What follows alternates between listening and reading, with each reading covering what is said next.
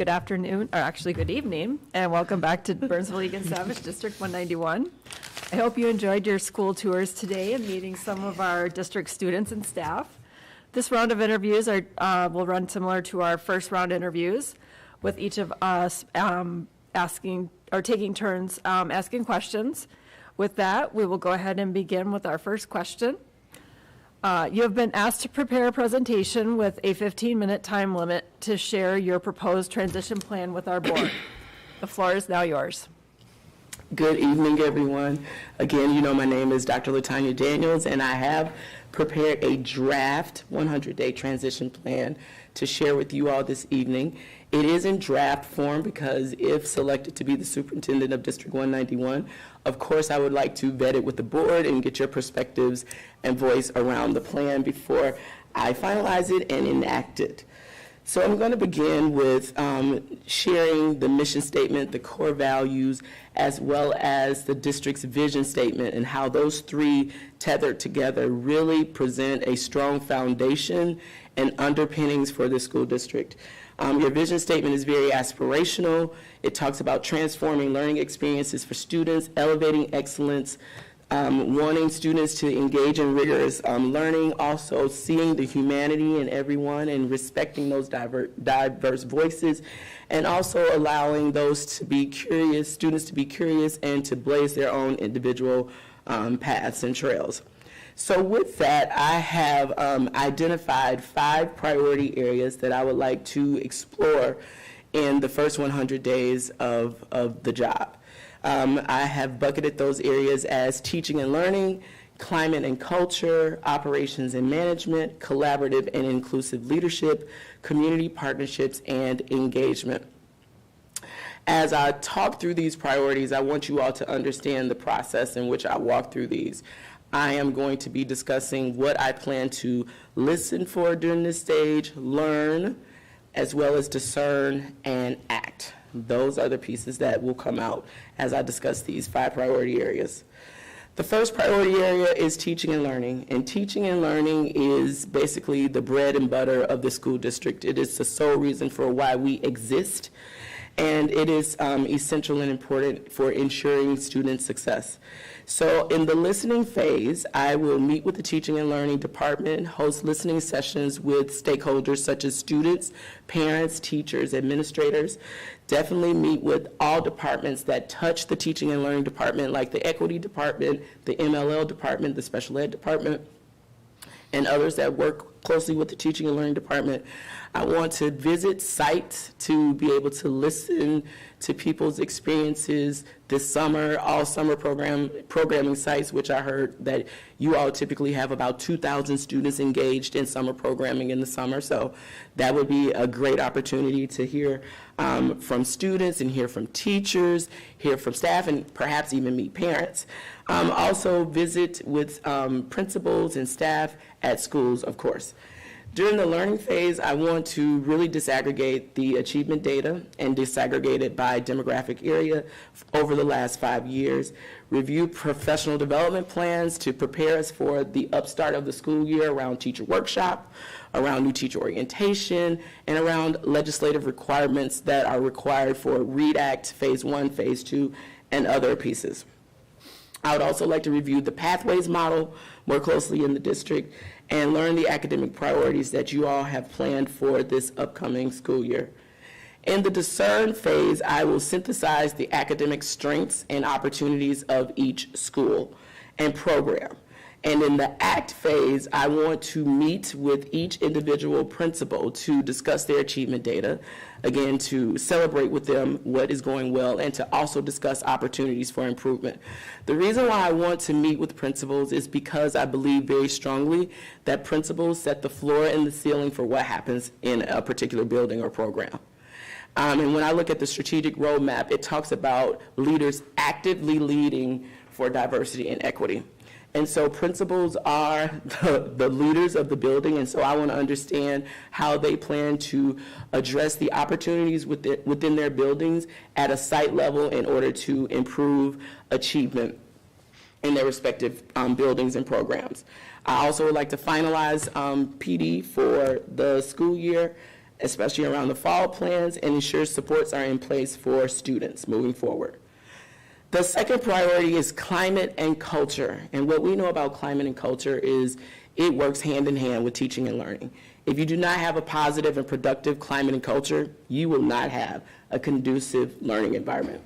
So that is very important, and I want to listen and meet with those who work in the Student Support Services Department, meet with behavior personnel, administrators such as principals, assistant principals. You all have deans, you have behavior analysts.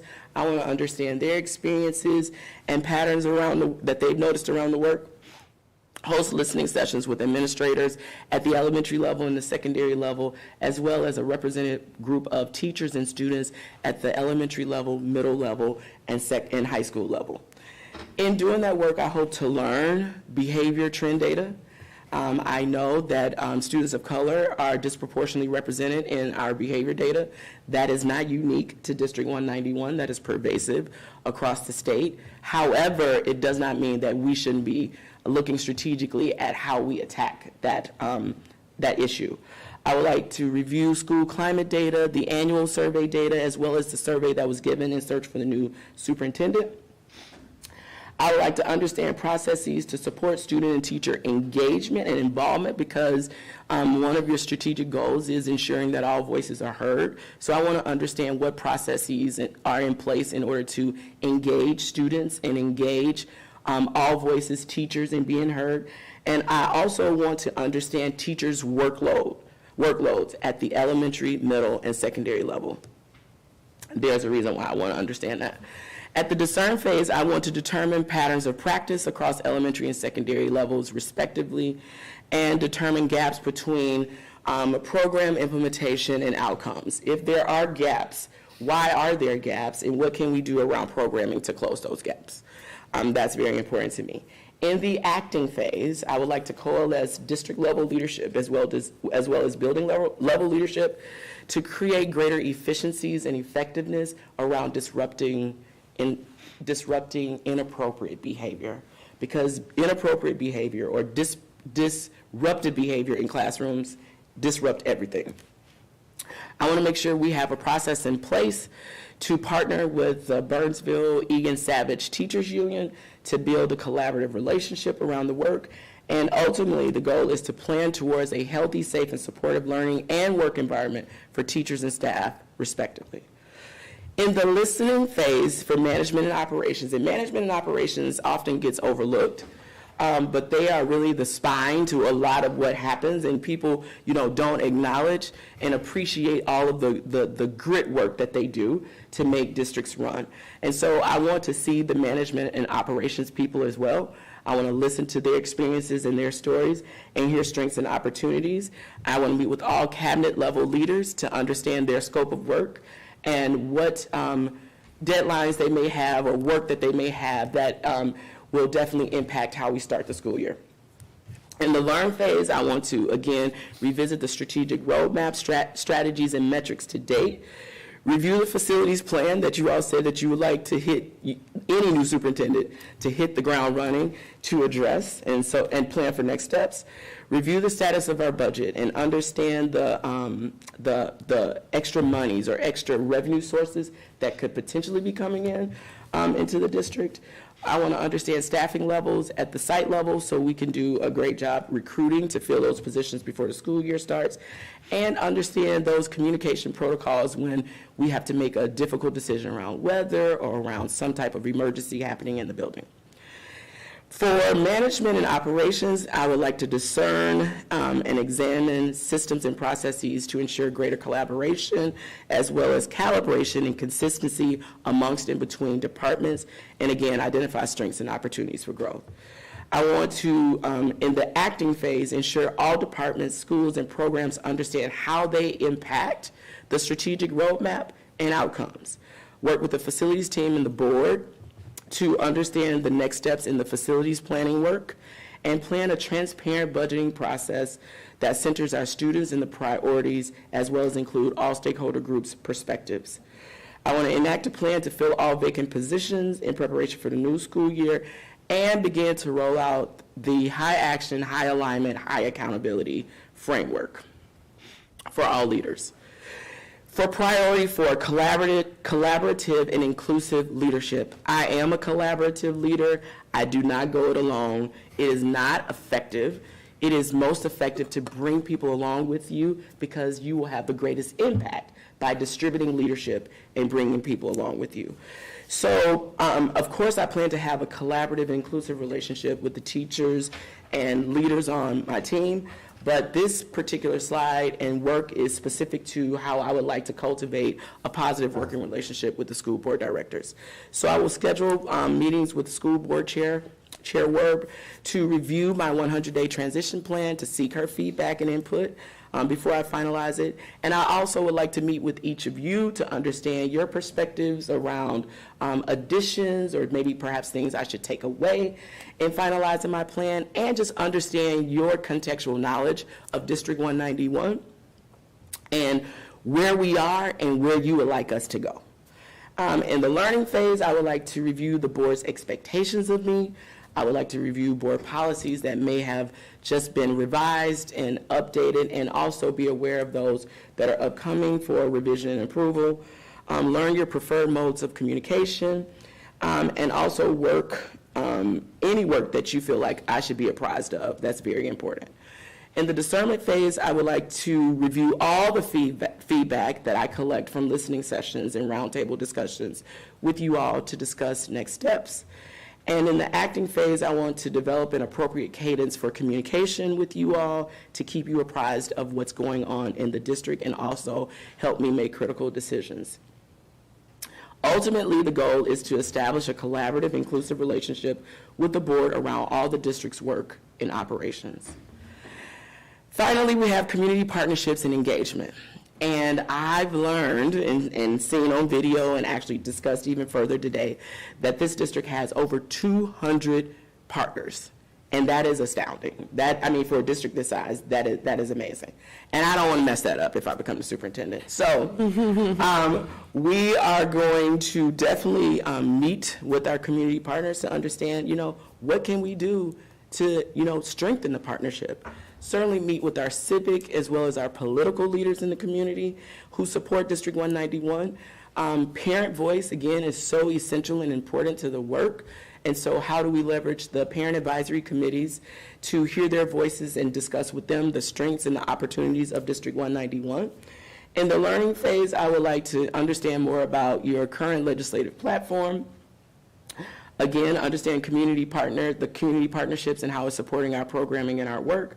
Review the methods in which we share the good news about what's happening in District 191, and also review other methodologies in which we can also get out the great news about what's happening in District 191.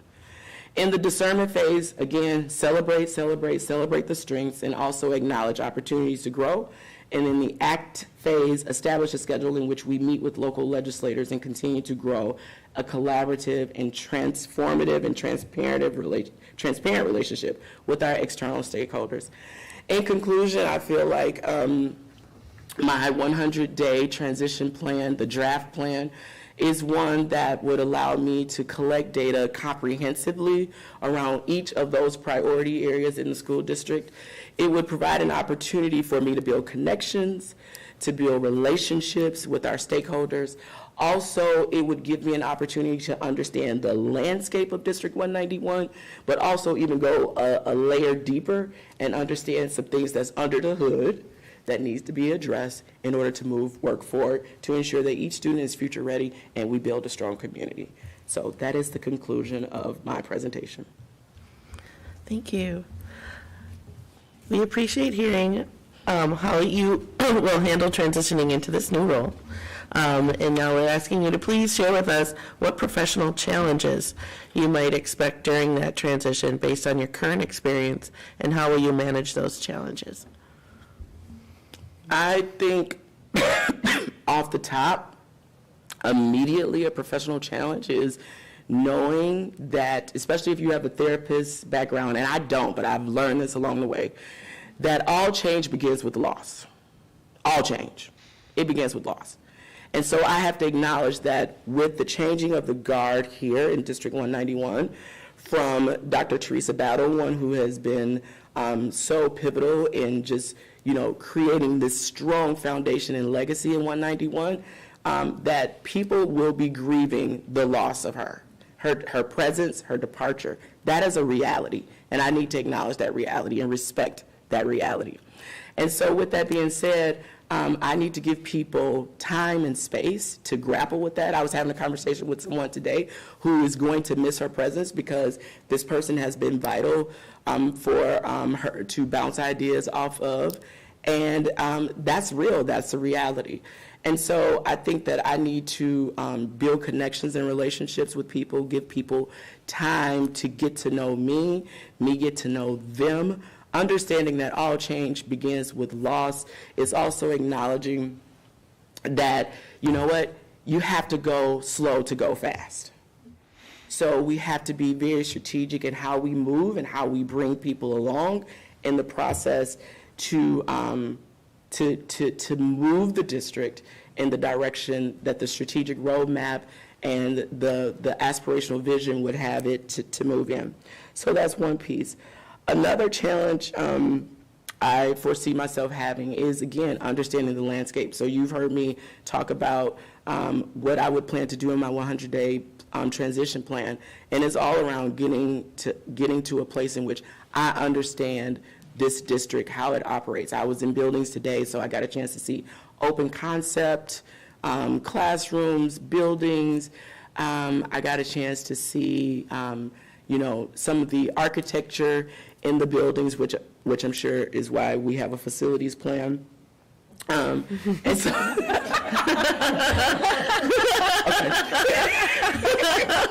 I'm sorry. And so I think it's important for me to understand the landscape, because one of the worst things you can do is make a move and you don't really understand what's happening.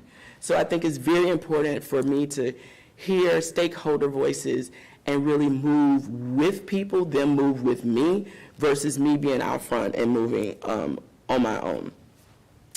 I think another challenge for me is that I I'm an instructional leader, hands down. Instructional leader, I know instruction. I have been an instructional leader all my life as a teacher, as a coach, as an assistant superintendent, and et cetera. And I know how to get at instructional improvement and changes. I think that one challenge I will have is understanding some of the operational pieces of a school district and working very closely with folks to get that knowledge and understanding. When I think about how I would address that, for example, budgeting comes up.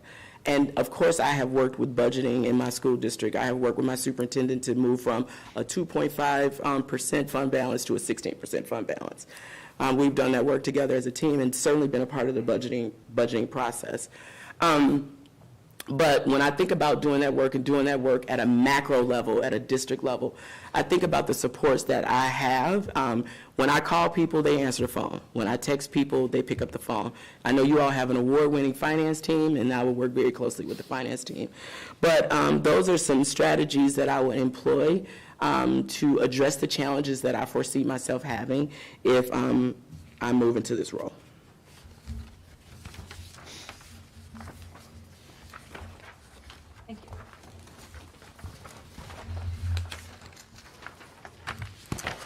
So all organizations need to evolve and adapt.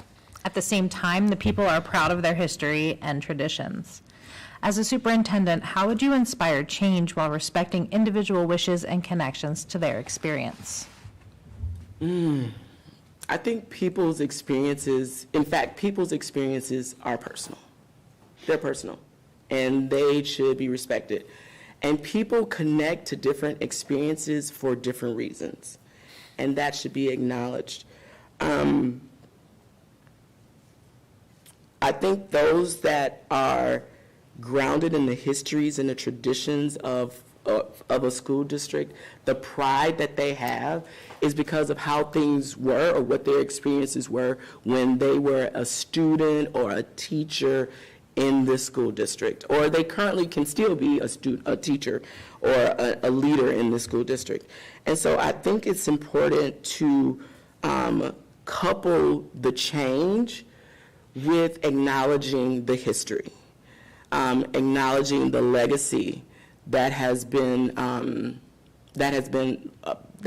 laid or provided in the school district.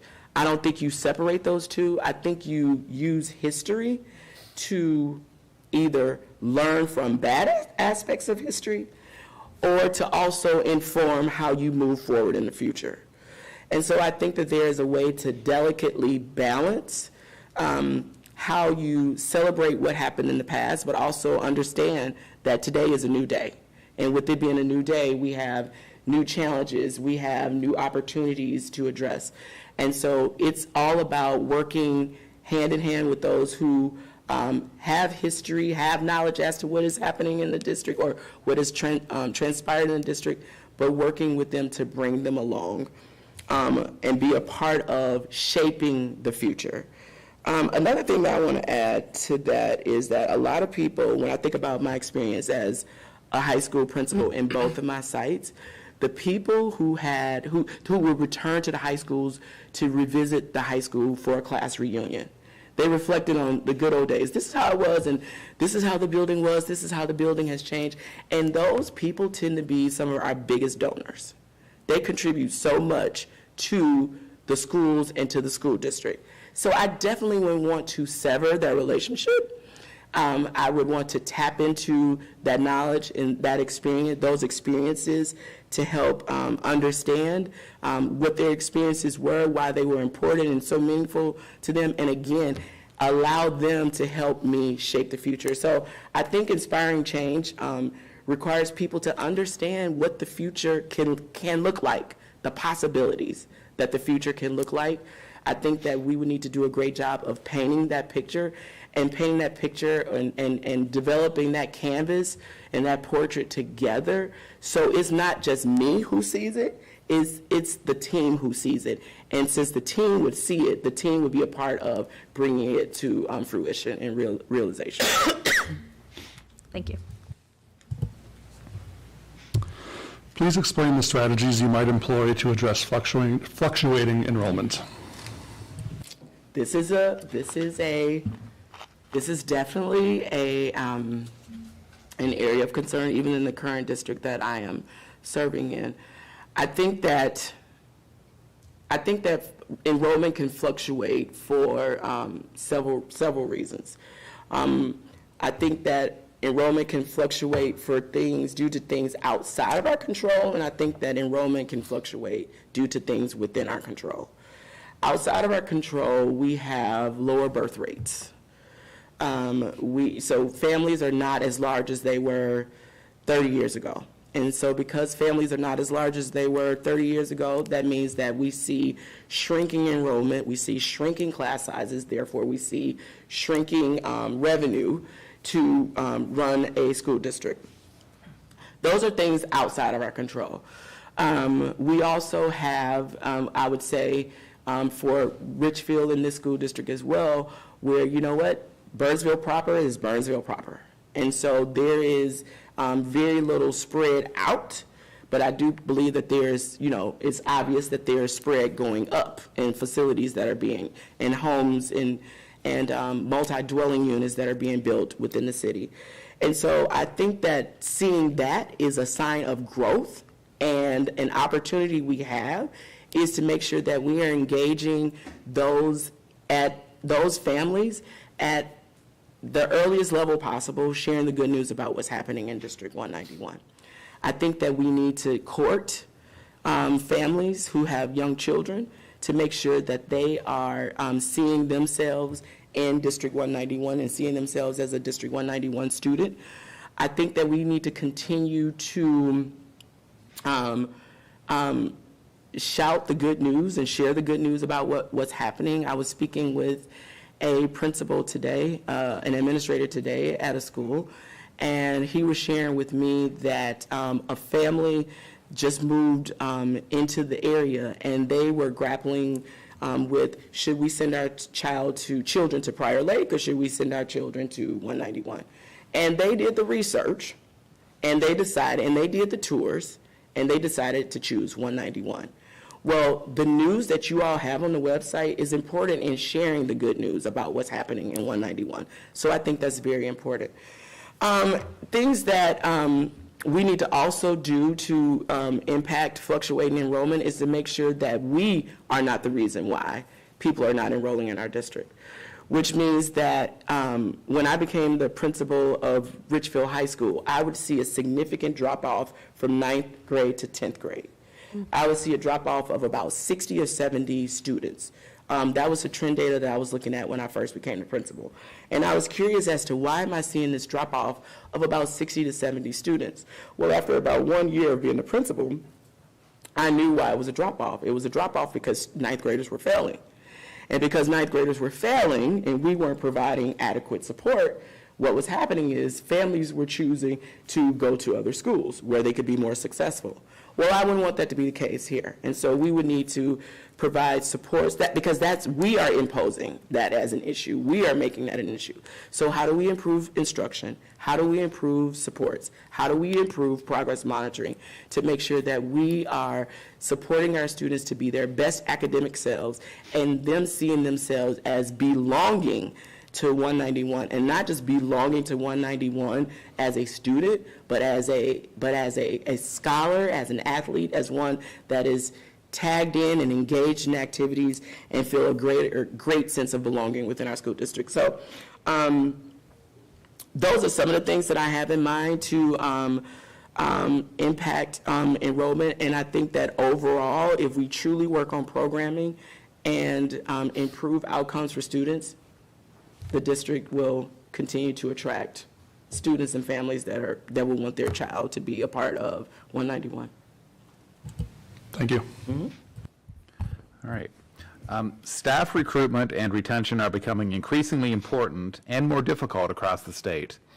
How would you lead to ensure a quality workforce exists at both the instructional and administrative levels in ISD 191? Yes, we have few people resources. Everybody wants to diversify their teams. We want the best talent. And as I thought about this question, I thought about, so one of the things that I oversee in my district is student teacher placements. And I not only oversee student teacher placements, but I also work very closely with onboarding new teachers. And what I have seen over the last 5 years since I've been assistant superintendent is this trend where teachers want to come to Richfield Public Schools.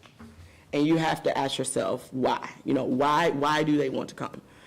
And so not only have I explored why, but when I think about recruitment and retention, I think about who is actually getting out of teacher programs right now. And those people are not people my age. Those people are not people necessarily your age. We're talking about Gen Zers. Gen Zers are getting out of teacher programs, and they really, really aspire to have purpose in their work. They really aspire to work in a place where diverse perspectives are appreciated and respected. Another thing that I've noticed is that they desire to work in spaces where there's work-life balance and where they can have a sense of mental and physical well-being. Those are some of the things that I've noticed in working in my school district. And so I think some of those things are the most salient things that we need to be thinking about as we recruit and retain teachers and leaders for our district. Did I say our district? I said our district. So when I think about that, I think about recruitment. So of course we have Grow Your Own programs. I think you all have a Grow Your Own program. So we can continue to maximize the Grow Your Own program to cultivate teachers and leadership within our system. So we can certainly do that. We are also fortunate enough to be connected to a network of colleges and universities. I'm very connected to colleges and universities, again, because of my relationships in my current school district, and so those relationships can be leveraged in order to recruit and retain. But retention, to me, comes down to support. It comes down to support, and it comes down to workload. So when I talked about in my presentation that I wanted to know the workload and understand the workload at the elementary, middle, and secondary level, I want to understand the workload because Gen Zers are not really into taking all this work home. And so how do we leverage technology? How do we leverage AI in order to minimize, I would say, create greater efficiencies around the work? Another piece that's important to me is the systems around how we have created efficiencies within our school district, in developing curriculum that's aligned to state standards, developing assessments that are consistent and aligned across 9th grade, 10th grade, 11th grade, and 12th grade. Because imagine being a new teacher out of a teacher program, you walk into a new school and they give you keys to your classroom and say, go. You have no resources. Teachers can sometimes be territorial and say, you know what, I don't want to share my resources with you. Mm-hmm. And the teacher, this brand new teacher has to develop curriculum on his or her own, her, or their own. That is not going to be a great scenario. And so we have this turnover in which new teachers who are not finding the work-life balance, who are not finding the mental well-being, the support, they're leaving the field within 2 or 3 years. So in order to retain, we have to support. And we can support by providing professional development, but we can also support by working smartly within our system to ensure that we have standards-aligned curriculum that's already developed, formative assessments that are already developed, summative assessments that's already developed, in which we share, communities like professional learning communities or departments in which they feel safe enough to be vulnerable and say that they need help, to be to receive the assistance that they need. And yes, I think that those are some strategies that we can use to recruit, retain, and actually sustain new teachers in our system. Thank you.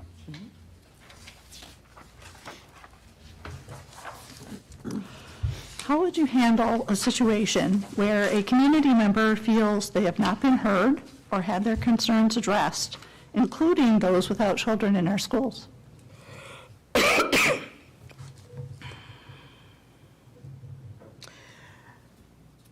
I think that there is so much value and so much strength in just having the conversation. Let's just talk about it.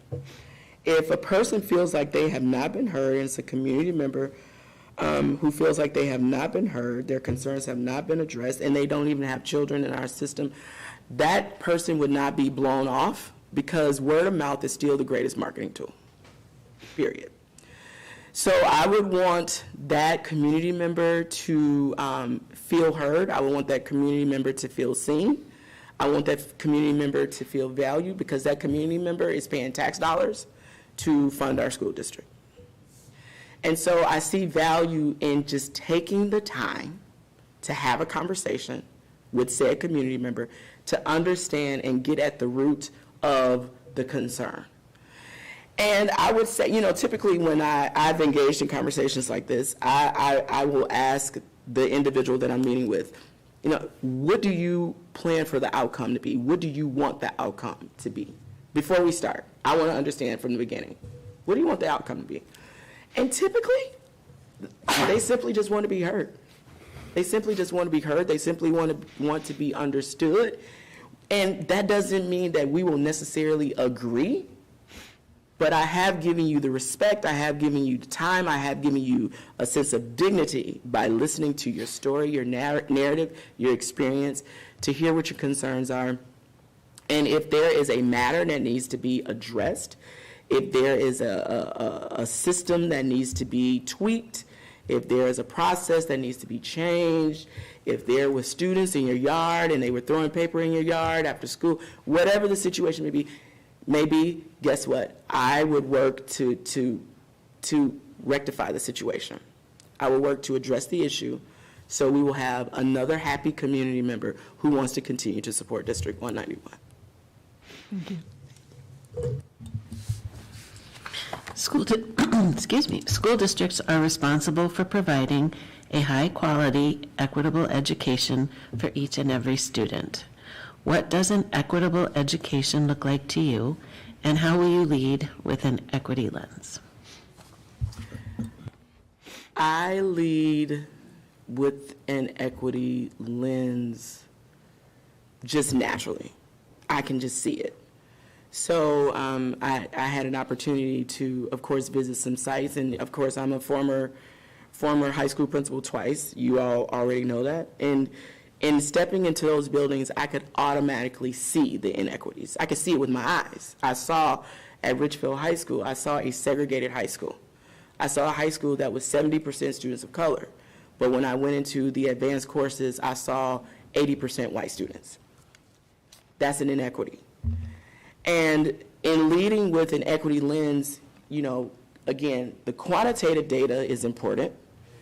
The perceptive data is important. So what you see, what you feel, what you experience, and also those qualitative experiences are important. I want to understand the qualitative experiences.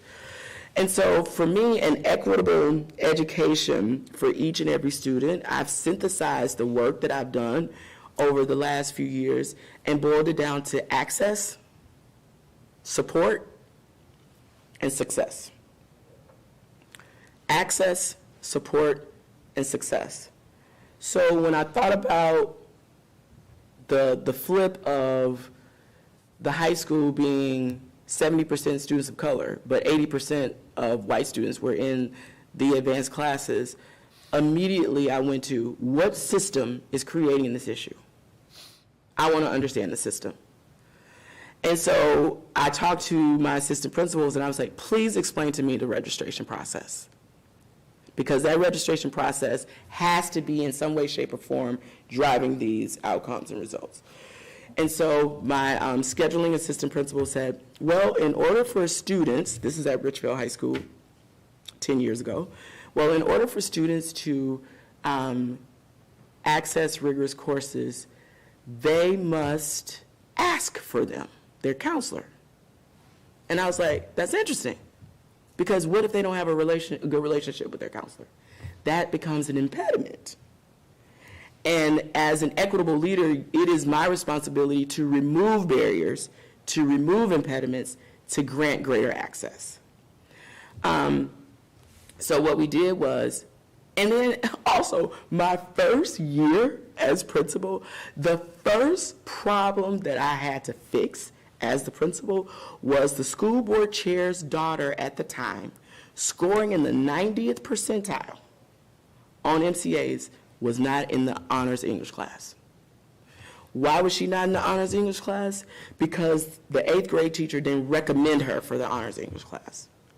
So my first problem that I had to deal with was managing this issue between the school board chair's daughter, wife, school board chair, so working through all of that. And I was like, it's a different process. And what I learned was there was a process to enter honors in English. There was a different process for math. There was a different process for science. I was like, this is so confusing. If we want students to access honors classes, then we need to create a clear and transparent process where barriers and impediments have been removed for them to access these classes. So what we did was I shared the data. I shared the data with students. I showed them the enrollment data, the demographic data of the school, and I showed them the enrollment data in our advanced classes. We put together a marketing campaign, invited them into the class, changed the registration process, and that's how we were able to move from 600 college credits earned to over 2,000, and also have greater representation, about 65 to 70% representation in our honors class. So it's about granting access. At the district level, as an assistant superintendent, I've worked with my elementary director and secondary director and work with them in order to identify students for advanced academics using multiple measures. So not just using one test score, but you know what? Using multiple measures. Do you show a gift in music? Do you show a gift in, science? And, beginning to diversify who's in those advanced academics at the elementary level and the secondary level. And so that work is about removing barriers, and understand removing barriers, providing the support, and for them to ultimately be successful. I measure success in outcomes and results. That's what I measure. I measure success by.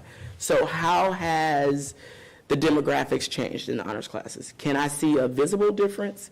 Do I see a difference in enrollment? Can I see a less or more integrated AP or CI, College in the Schools course? Do we have more students of color accessing our more rigorous pathways at Burnsville High School? Do we see more students of color really taking advantage of earning that associate's degree, that early college model that you all have invested a lot of resources in? Who's actually earning the associate's degree? So I measure outcomes and results by looking at the numbers and using perceptive data. And so I think it's all about access, it's about support, because I also learned that when you grant access to a space in which a student has never been in, they do need support to be successful. So it's about coupling the access with the support to ensure they're successful. And that's what an equitable education looks like to me at all levels. Thank you. Examining and determining facility needs is a priority for our district. The board knows we need to revisit options and may return to the voters for support. How would you help us with this process from beginning to end? So when I think about this question, in Richfield, I have been a part of about 2 to 3 Say Yes campaigns. When I think about how I would organize this process from beginning to end, I think it starts with, this is why community members being happy and being supportive of the school district matters. It starts with working with community members and parents who feel a commitment to the work, to be able to sacrifice their time and energy to share the good news about what's happening in the school district. Sharing, determining what those questions are that we want to ask of the community in order to generate more revenue and more funds. It also, it requires, getting community members and parents engaged and involved around the Say Yes campaign.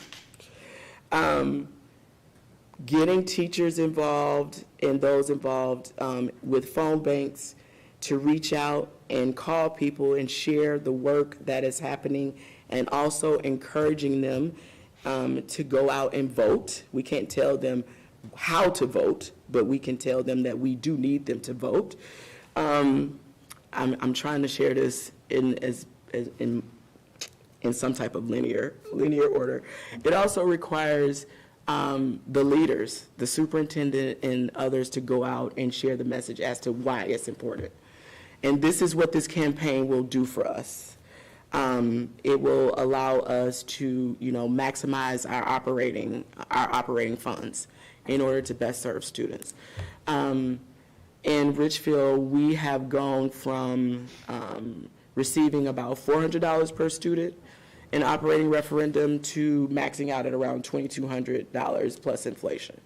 I have been a part of all of that work. I have gone to schools and presented in schools. I have gone to community organizations and presented at community organizations. I have worked with the union in their support of our Say Yes campaigns. And so I just think it's about getting the right people involved and on message, really explaining to them the why this is important. This work is important, and this revenue would be important for us to provide greater support to students, for us to provide greater opportunities, for us to stabilize our revenue streams in the district. And so I think that once people understand the why, I have seen, and especially when you have been fiscally responsible with the resources that you do have, I think that they will easily say yes to support a referendum if we need to go to voters. So that is what I can recall right now around some of the work that we've done in order to increase revenue per student and our operating referendum dollars in our district. Thank you. Many students are suffering from stress, mental health, and behavioral issues. These are just a few barriers they face to reaching their full potential. Other than hiring more staff, how would you implement a support system for students, parents, and staff to reduce these and other barriers hindering their full academic and social emotional growth?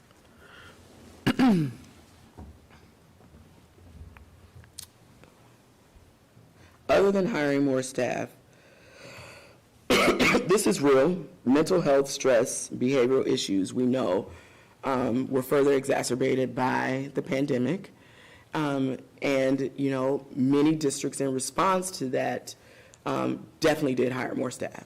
And now that we see an improvement in students' mental health and stress in a lot of ways, and contracting dollars, we have begun to reduce the supports for students.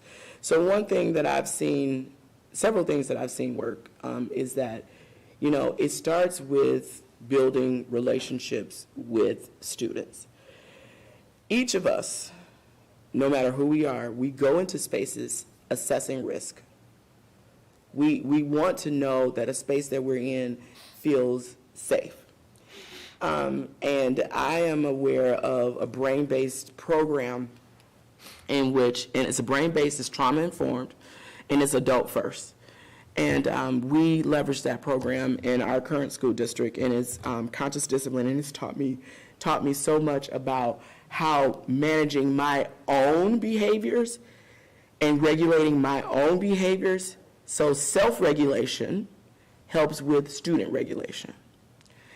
And that is a way to build efficiency into how we are working to support students, staff, and parents around mental stress and behavioral issues.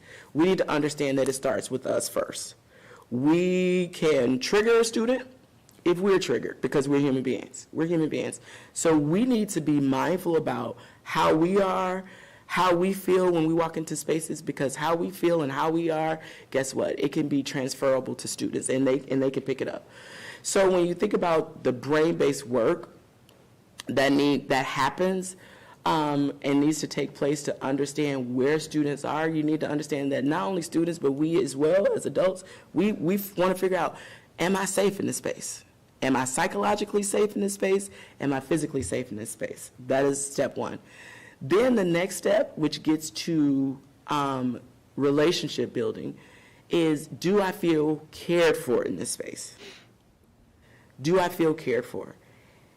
There's a saying that may be trite, but it's true, and that is, you know what? People don't care what you know until they know you care. And so if students and parents don't feel seen, respected, and they don't feel like that we care about them, then they will act out. They will act up. But if they feel a sense of connection, if they feel a sense of care, feel a sense of belonging, and they feel safe in the space, then it gets them to the front of their brain, which is their prefrontal cortex, and that's when they can engage at the highest levels as learners. So understanding the brain research around how students best show up in spaces is counterproductive for us not to allow students to feel safe. It's counterproductive to not work towards ensuring that we see and respect each and every individual that walks through the doors of our schools and hallways every day. It's counterproductive, because if we don't provide them the space in which they feel safe, in which they feel cared for, guess what? They're not going to bring their best selves to teaching. They're not going to bring their best selves to leading. They're not going to bring their best selves to learning. So that's one thing. I talked about building relationships. And, you know, you all have in this school district, you have principals, assistant principals, deans, you have counselors. And so it's also around building their capacity. So without adding staff, how do we build the capacity of the current staff that we have to provide supports, mental health supports? It's embedded in their work every day, and help them learn how they need to and how they can best serve the needs of students that may have traumatic experiences, that may have some mental disequilibrium that we need to address. So I think it's about us understanding ourselves, and how we trigger people, us understanding human behavior and human interactions. And also, I think it's about us building capacity in the staff that we do have versus, and that's not only our support staff, but that's also our instructional and leadership staff for us to best support students, parents, and staff to reduce stress.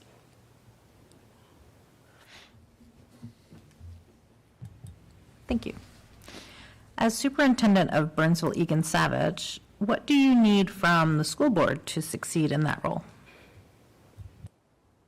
A chance. In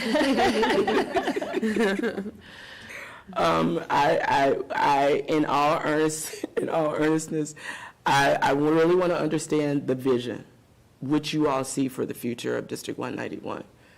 I'm a visionary leader,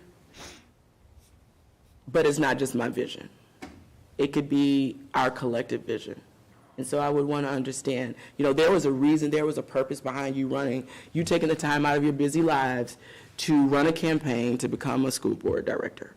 So I want to understand what was that motivating factor and the why behind you carving out this time in your lives to serve the students of District 191. That's very important to me.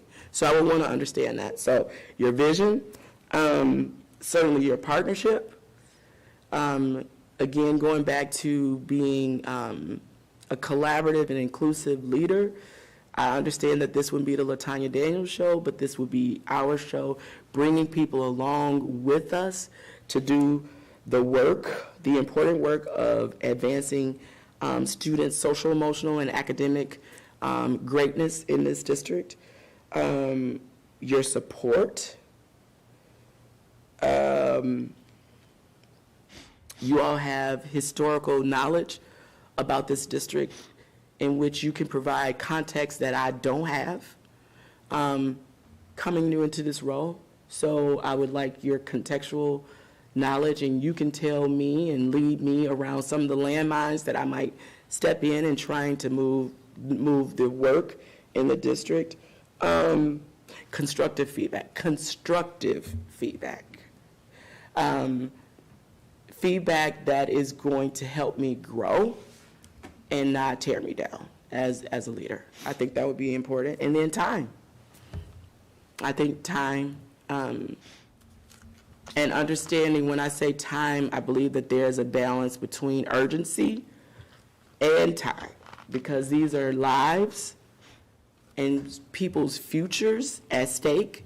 And so I take that very seriously as a leader. And so just finding that fine balance between what should be our most immediate next steps and what can be delayed for at a later time. So those are some things that immediately come to mind around what I would want from you all as a school board.